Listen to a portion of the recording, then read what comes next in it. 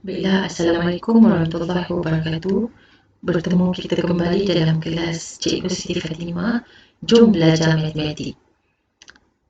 Kali ini kita akan masuk belajar topik bab 7 iaitu graf gerakan. Jom kita lihat slide show kita.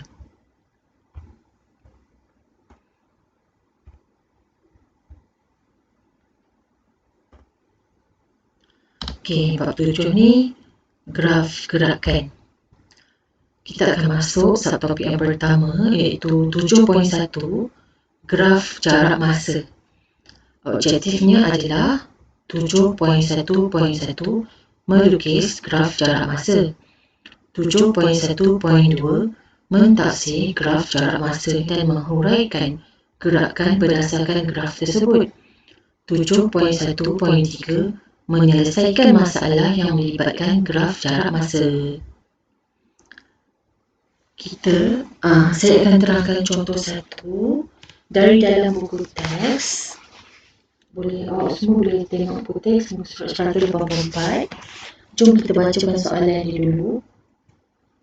Azrin bercita-cita untuk menjadi seorang pelumba basikal dan berhasrat mengharumkan nama Malaysia di pentas dunia macam Azizul Hasni Awang, seorang jago lumba basikal trek negara. Dia bercadang untuk menyertai pertandingan berbasikal peringkat daerah Krian. Dia bertekad untuk menjalani latihan selama 2 jam setiap hari. Jadual di bawah menunjukkan jarak yang dilalui dan masa yang diambil oleh Azrin semasa latihan.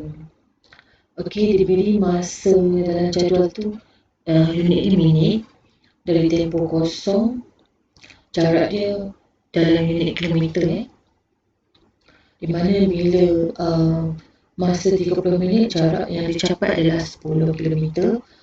Bila masa capai 1 jam jarak dia 20 km. Bila masa capai 90 minit jarak dia dah jadi 30 km. Dan bila masa dah jadi 2 jam jarak yang berjaya dicapai adalah 40 km. Jauh tu Okey, jom kita tengok video ni. Baiklah, untuk contoh satu, lukiskan paksi Y, gariskan guna pembaris, label jarak dalam kurungan km. Kilometer lah maksudnya tu. Alright, and then lukis paksi X, sama juga guna pembaris, and then labelkan masa. Contoh satu ni dalam unit tadi. Yes, minit.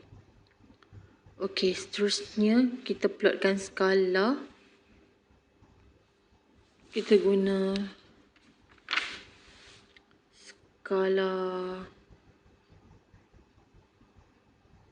0, 30, 60, 90, 120 untuk setiap 2 grid paksi X dan paksi Y. 10, 20, 30 dan 40 untuk setiap 2 grid tu.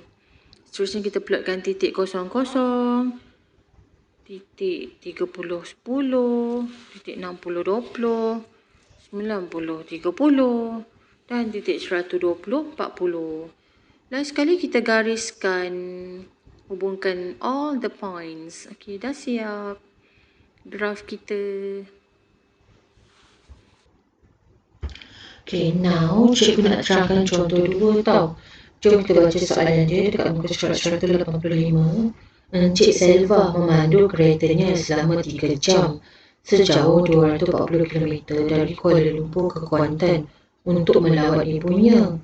Jarak S kilometer yang dilalui oleh Encik Selva dalam tempoh masa T jam diwakili oleh persamaan S sama dengan 80 T.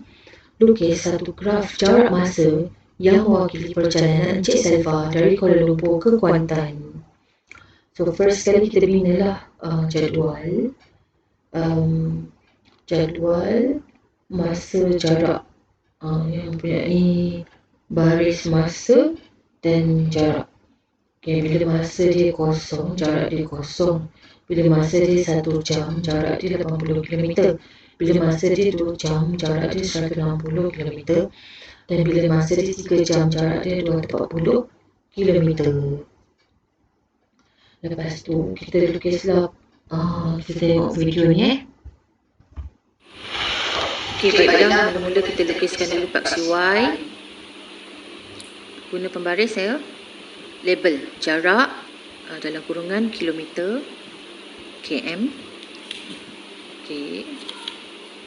Seterusnya kita lukis paksi X. Sama juga guna pembaris. Okey, buat anak panah, label masa dalam unit dalam kurungan jam. Okey, now kita plotkan skala bermula dengan 0, 1, 2, 3 untuk setiap 2 petak tu Okey, paksi Y pun sama, untuk setiap 2 petak tu kita guna Cephei 80 tau. 80, 160, 240. Okey, langkah seterusnya kita plotkan titik 00, 1 80, 2 160, 3 240. Last sekali kita gariskan. Okey, dah siap.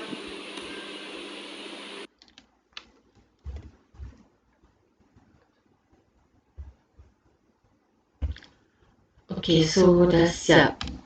Kita dah terangkan contoh 1 dan contoh 2. Saya harap awak semua faham. Dan seterusnya saya nak terangkan contoh 3. So, boleh baca soalan dia dekat buku teks muka surat 185. Jaswinder Singh mengambil bahagian dalam acara merentas desa sejauh 8 km yang dianjurkan oleh pihak sekolah semasa Hari Sukan Negara. Diberi hubungan antara jarak dengan masa larian dari garis penamat ialah S sama dengan 8 tolak 1/5 T. Dengan keadaan S ialah jarak dalam kilometer dan T ialah masa dalam minit. Lukis graf jarak masa yang mewakili larian Jaswinder Singh untuk tempoh T lebih besar dan sama dengan 0 dan T kurang dan sama dengan 40. So macam mana nak jawab soalan ni? Jom kita tonton video.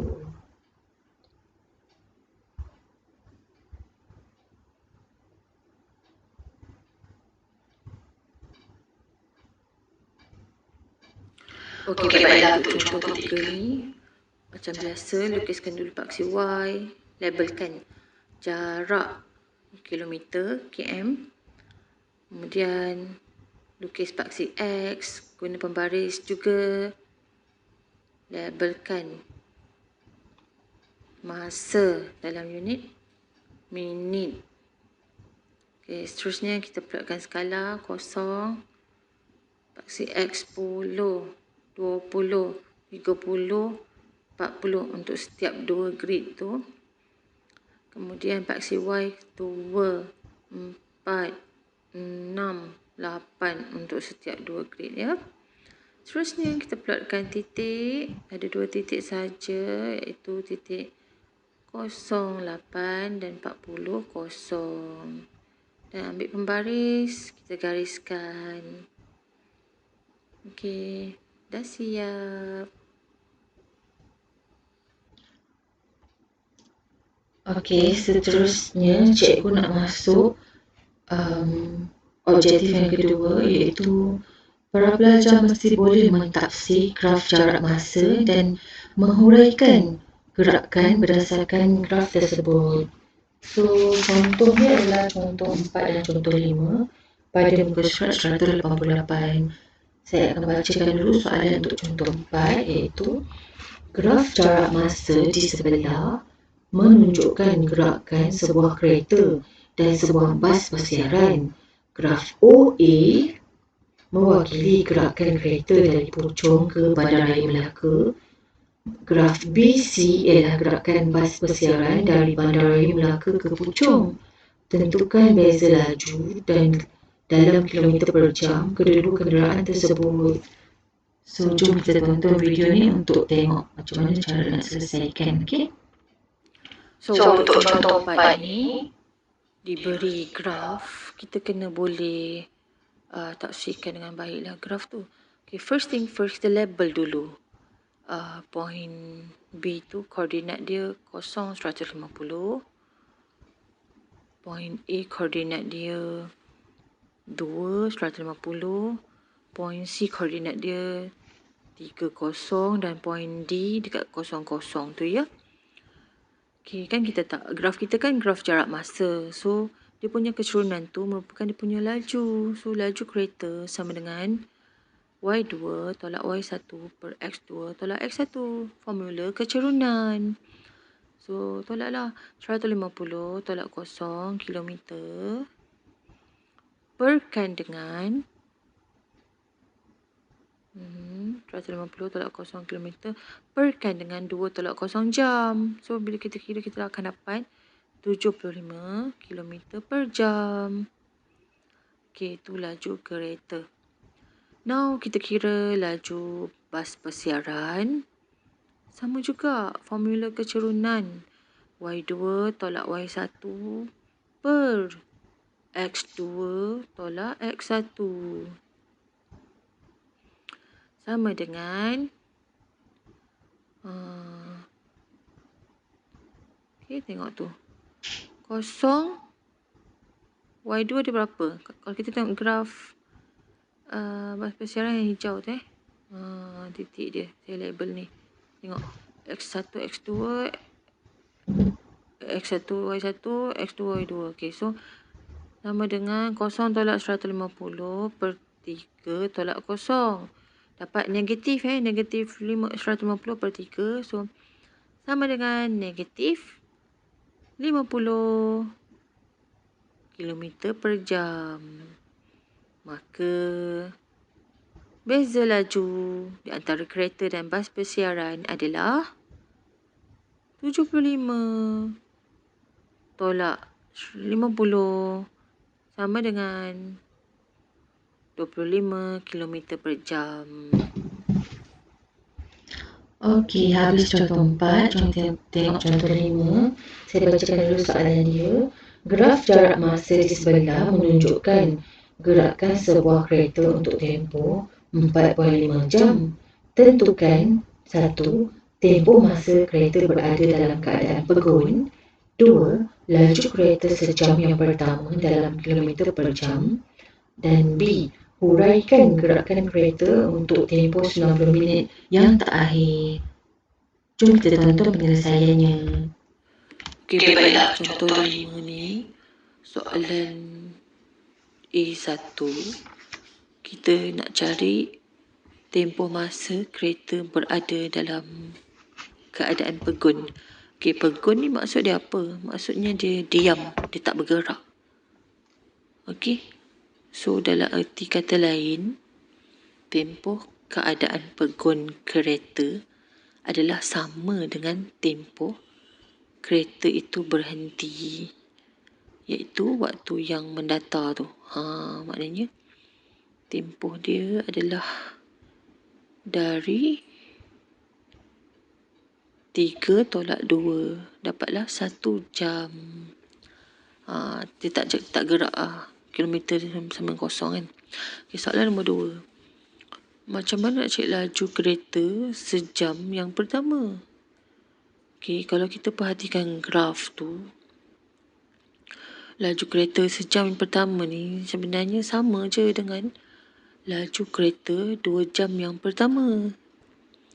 Sebab kedua-duanya berada pada garis yang sama dan kecerunan dia adalah sama.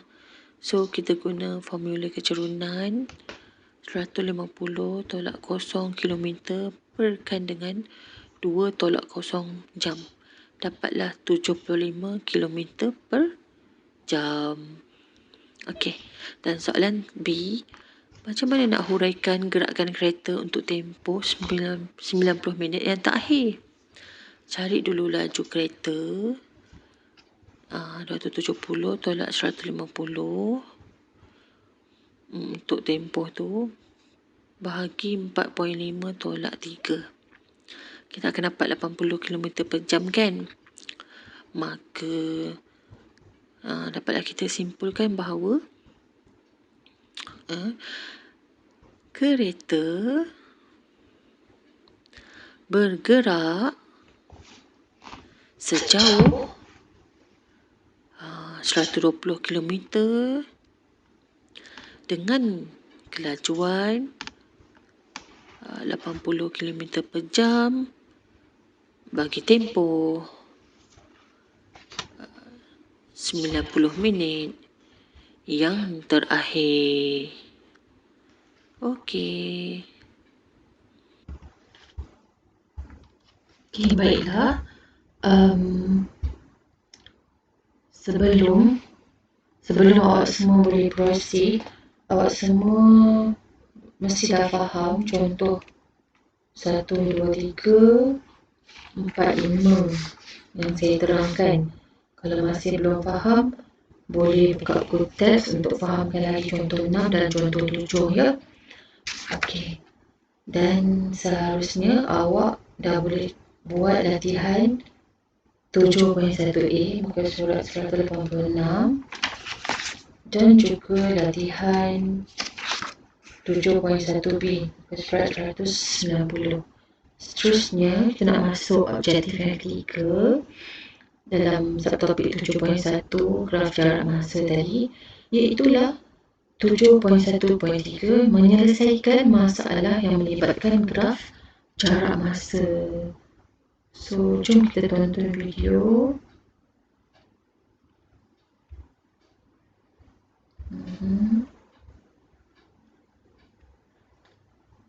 So, saya akan terangkan contoh 8.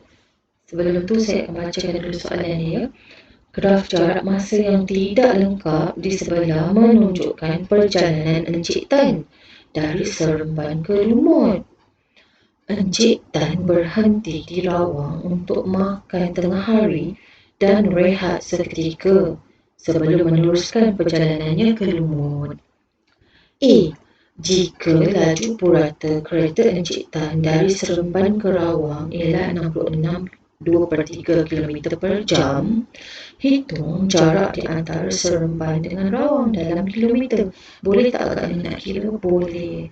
Sebab kalau kita tengok graf tu, kita dah ada dah masa dia iaitu 1.5 jam. So, bila ada masa, ada laju, bolehlah cari jarak. Dan soalan B, diberi bahawa jarak di antara Seremban dengan Lumut ialah 300 km dan Encik Tan memandu dengan laju purata 80 km per jam untuk sampai di Lumut dari Rawang.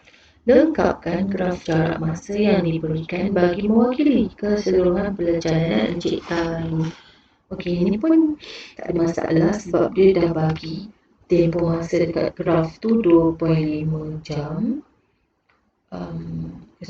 Itu kalau dah dekat Rawang tu 2.5 jam tolak 1.5 jam ada 1 jam dah. Dan diberi laju purata di 80 km per jam. Jom kita tonton macam mana nak selesaikan masalah ni. Okey, untuk contoh 8 ni boleh tengok buku teks buku surat 191. Okey, diberi graf ni tak lengkap tau. So, kita kena lengkapkan.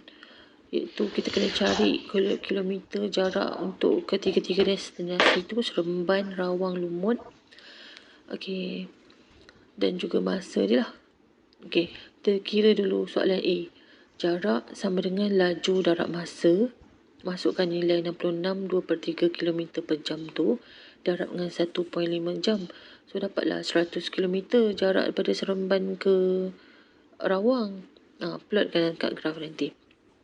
Soalan B pula, jarak di antara Rawang dengan Lumut. Tolakkan je lah, 300 tolak 100 dapatlah 200 km. Lepas tu, daripada jarak yang dapat tu, kita kira lah dia punya masa. Iaitu masa sama dengan jarak bahagi laju. Okey. Dapatlah 200 bahagi 80 dapatlah 2.5 jam masa daripada Rawang ke Lumut tu. Okey. Kira-kira dapatlah 2.5 jam. Okey. Now kita pergi kat kita punya graf yang tak lengkap ni tadi. Kita ambil pensel, pembaris. Okey. Kita akan buat garis putus-putus. Okay, plotkan dulu paksi Y tadi 100, 200, 300. Okay, buat garis putus-putus from 300 tu ke arah masa 5 jam. Kenapa 5 jam? Sebab tadi kan kita dapat 2.5 jam kan. So yang kat situ dah ada 2.5. So kita tambah lagi 2.5 lah. Lepas tu kita pun gariskan lah. So inilah dia graf yang tak lengkap tadi. Kita dah lengkapkan. Okey. Okey, so habis penerangan saya untuk objektif 7.1.1, 7.1.2 dan 7.1.3. So jom cuba buat latihan.